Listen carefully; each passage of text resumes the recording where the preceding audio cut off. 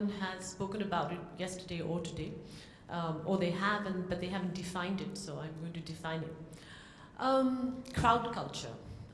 When Dipendra was talking earlier, and he was talking about Darjeeling and the hills and the teas and the people and the train, what he had effectively done without knowing, he had actually used the crowd culture of that place, the culture of that place, and he had created something to tell a story, you see. So crowd culture is something that is actually dominating the space today. Social media has actually made brands less significant. In the era of Facebook, YouTube, Instagram, brand building has become a vexing challenge. A decade ago, most companies were heralding the arrival of a new golden age of branding. They hired creative agencies and technologists to insert brands to the digital universe. But despite all the hoopla, such efforts have had very little payoff. The thinking went that social media would allow your company to leapfrog traditional media and forge relationships directly with your customers if you told them great stories and connected them with real time. Yet few brands have generated meaningful consumer interest online. In fact, social media seems to have made brands less significant. Now you're going to ask me how and why. What has gone wrong? To solve this puzzle, we need to remember that brands succeed when they break through in culture. Digital technologies have not only created potent new social networks, but have also dramatically altered how culture works. Digital crowds now serve as very effective and prolific innovators of culture, a phenomena called crowd culture. Crowd culture changes the rules of branding, which technologies work, which do not. If we understand crowd culture, then we can figure out why branded content strategies have fallen flat and why alternative brand methods are empowered. Early forms of branded content worked well because the market was a state of limited competition, shared by a small number of brands, so cultural competition was limited. Films were distributed in theaters, on television, books, magazines, and bookstores. Consumer marketing could then just buy their way to fame by paying to place their brands in tightly controlled cultural arenas. Today, in the digital space, the whole thing has changed. It's made it harder for brands to buy fame. So short films are being made for the internet using content personalization that only works if you use crowd culture to create cultural branding. There was a very famous, iconic campaign which was run by Under Armour, the clothing brand, where they actually hired this ballerina called Misty Copeland, and they used her in their famous campaign, which was I Will What I Want campaign. They took her story, which was where she grew up in poverty with a single parent, and they actually photographed her as an athletic muscular dancer in a profession that celebrates wayfish, reed-thin women. And the brand Under Armour made a video about how she rose above the adversity, showing her dancing in a form-spitting sports bra and pants that revealed her curvier physique. She had initially been rejected by a ballet company, saying her body was completely wrong for ballet. Thus, Under Armour used crowd culture to promote their brand using popular sentiment of a healthier body image. Same way the Dove campaign that uses real women and talks about the real women and how they're beautiful, whether they're dark, they're thin, they're short, they're fat. That's using crowd culture. So when you use crowd culture and you brand, you're more successful when you sell your product because you are actually using the sentiments of the crowd. You're not singling someone and putting an identity that is really far and hard to achieve because people want to know that you are one of them, and that's really important. For culturing branding to be successful, however, one needs to map the cultural orthodoxy, where you're going to be branding, so it's important to know where. Locate the cultural opportunity, find the cultural opportunity, target the crowd culture, and innovate continually using cultural flashpoints. The idea is to sell an idea, not a product, like Athleisure by Gucci. When the designer Alessandro Michele of Gucci revamped Gucci, what he did was he took the 17th century, and he took Gucci in the 70s, and the sequence Gucci's in the 70s, and he mixed together a dream, an unapologetic campaign of a lifestyle, and that's what he did, and that's why the Gucci products today, in comparison to the other fashion products, Gucci is everywhere. At one point you had Michael Kors everywhere, now you have Gucci everywhere. So they're selling a lifestyle. Branding is an experience. It should appeal to the five senses. Brands don't sell products, they sell a dream, they sell a lifestyle, they sell an idea. It can be communicated through brand logo, color, motive, brand campaign stories. That's creating a brand signature. Here you have Louis Vuitton, the LV logo, the color, and the motive, very strong. Anywhere in the world you see this, you will know that it's an LV product. How they use it in jewelry, motive jewelry. So again, the LV motives used in jewelry. Chanel has the 2 C's, and the motive, which is the rose, the camellia, which they use. So every time you see a camellia, you think of Chanel. And ironically, I was in a hotel, the Borlac Hotel in Zurich, just yesterday. And in my room, there was a beautiful carpet, and it had the camellia on it. And it wasn't Chanel, but the first thing that came to my mind was Chanel, because the branding of Chanel was so effective that now whenever I see this, I only think Chanel. So Chanel has very effectively communicated a motive that you can see anywhere and you only think of them. Again, how they use it in motive jewelry, you can see. Motive applications in products, whether it's their bags, watches, brooches, accessories. Gucci's use of the signature stripes across all the products. You know, I was in Florence last month, and I went to the Gucci Museum, as I mentioned before. And what was really beautiful about the Gucci Museum, and if you ever get the chance to visit, you must.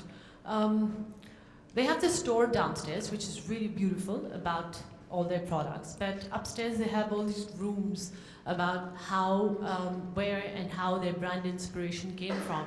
So effectively they were telling a story. And they have some things which are quite like, when you look at it first you wonder why is it here, and then when you read you realize that it's telling a story. Like they had a picture of a man riding on a horse with stirrups and with a little girl sitting next to him. And what was apparent in the picture were the colors and the stirrups, and that's how Gucci got their stripes, the red, green stripes and white stripes that they use in all their product branding. And the picture was actually an inspiration to what they were trying to show. So that's how they're telling their stories. That's how brands tell stories. And like they had a few other, they had products which were based on Gucci in the past, as well as things that inspire them. So as brands, it doesn't have to be, everything doesn't have to be what you're making, but it could be something that you're inspiring from, as long as you give credit to what is inspiring you. That's very important. So it's about your inspiration and how you translate that, because as designers, we all may be inspired by the same thing, but it's our perception that differs, and that's why every product turns out different. So keep that in mind. Brand color, Cartier with the red. Every time you see red and you see the panther, you can't help but think of Cartier. Very successful branding as far as color, and of course their campaign. If you notice their campaign picture, again, very strong, very feline-like panther associating with Cartier. Bulgari, you think of the snake, serpentine, everything to do with the serpent. Now, whenever you think of Bulgari in jewelry, don't you think, you'll always think snake and you'll think of color, because that's one of the two things they've really established, and they're linking. While brands speak the same language to different customers through various collections, they still remain close to their signature style. If you go into a Gucci store, you will see a very, or a Louis Vuitton, and I'm talking about jewelry also, Chanel, you'll see some very opulent pieces, and then at the same time you'll see some very sober pieces, because they have different customers and they have to appeal to all. But while they have to appeal to all, their signature style has to remain the same. They can't tell 5 different stories. Like you go to our stores in India, jewelry brands, and you'll see different jewelry all across, because the customer who walks in will see, one ruby earring in a different motive, one emerald earring in another, one pearl earring in another, and there's no binding factor, because our jewelers want the entire pie. They don't want a part of the pie, so they don't want to specialize in what they do. They want to see, let me stop the other guy from going, maybe if I'm a diamond person, let me stop the other guy from going to the polki person. So let me do polki, let me do diamonds, let me do pearls, let me do everything. So what happens is when you walk into their stores, you're always lost, because you don't know, there's no focus, you don't know what you want. And there's no value that is put onto the product, because the product just looks like something beautiful, but it's in a part of the store. So what brands do? Like bags by Gucci, I'm giving you an example, I also come to jewelry. 4 different designs of the bag, but appealing to 4 different customers. I mean, one is more, sober, one is more flashy, one is eclectic, because there's so many customers who come, but there's still a binding factor that this is Gucci when you look at it. There's stripes, can you see the stripes? Bulgari, if you see, again, very opulent jewelry, again, very sober, because you don't know who your customer is. Your customer could be anybody. You have to appeal to all. You can't be only focused on one type of customer. When I mean one type, it could be, you have to know, is your customer, when I say one type, it has to be whether your customer is someone who wants something which is very opulent, wants something which is very simple, that type of customer. Again, jewelry by Louis Vuitton here.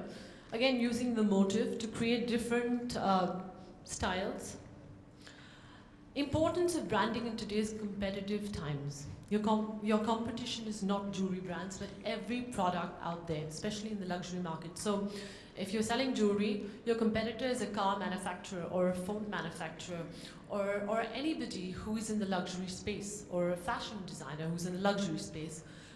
So don't think, my next door jeweler is my competition, or the jewelers in my street are my competition. I'm sorry to say, I'm sorry to break your bubble. It's not just about the same street, neither is it about the same country, it's in the whole world, because the internet has made the world so small that your competition is spread all across. And you need to know that you can't be thinking micro. To stand out, it's very important to have a distinct identity. Customers should be able to recognize your work. Branding for a longer run. Branding goes beyond running a successful campaign. It goes beyond putting up a hoarding. It goes beyond magazine pages. A brand can be very short-lived in this extremely crowded market if you don't have an identity. Most jewelers in India, and I won't take names, will pay for huge brands in magazines like Vogue, hire Russian models, make them look really pretty, and put all the jewelry on them. That doesn't mean anything, because you forget it. You turn the page and everything looks the same. So if you really want to stand out in a market that is so cluttered, you need to build your signature. You need to tell a story. You need to have a distinct brand identity via your logo, your color palette, your design language, your communication skills. Recall value. True branding is creating recall value. What the brand truly stands for must be brought to people's minds consciously or subconsciously. Like I said, for me, subconsciously, when I saw that carpet with the camellia on it, I thought of Chanel, and it had nothing to do with Chanel. It is beyond spending money, it's creating value. What the brand stands for should outlive the brand's campaign. The slogan of the century that changed the diamond industry forever. I'm talking about jewelry now because I've touched upon a lot of fashion brands who were into jewelry, but diamond is forever. This is one slogan that I don't think any one of us is going to forget, because it's really embedded into our minds. The brilliant concept was to create an emotional link to diamonds, the sentiment being love. Like diamonds is eternal. It's one of the longest running and successful campaigns in the industry today. Beautiful, rare, responsibly sourced. The forever mark inscribed diamond comes with the promise that it's beautiful, rare, and responsibly sourced. This promise is symbolized by the unique inscription at its heart. So every time you see the forever mark, you think of this. Your product, your values, what your brand stands for are your ambassadors. The Platinum Day of Love, again a very successful brand campaign. The day you discover this extraordinary emotion is a day like no other, the Platinum Day of Love. And also coming close to the jewelers, I particularly liked the Unmold Real Woman campaign because he took his clients and he made them into celebrities and he made them feel important, and that worked for him. So that was a good campaign because he actually used, again, crowd culture to tell a story. Gucci, again, is an unapologetic, bold campaign because this campaign, when Alessandro Michele took over this campaign, he transformed it by making you believe that you were living in a dream world. And so he told stories using, nature and birds and, embroideries and lots of beautiful, it was like a natural kaleidoscope of things. People do not buy goods, they buy services, relations, stories, and magic.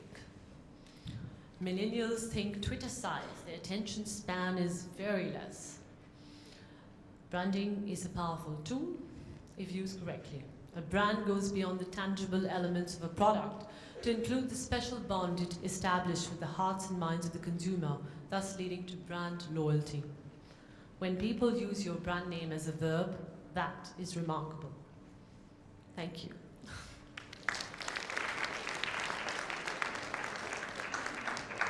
Any questions?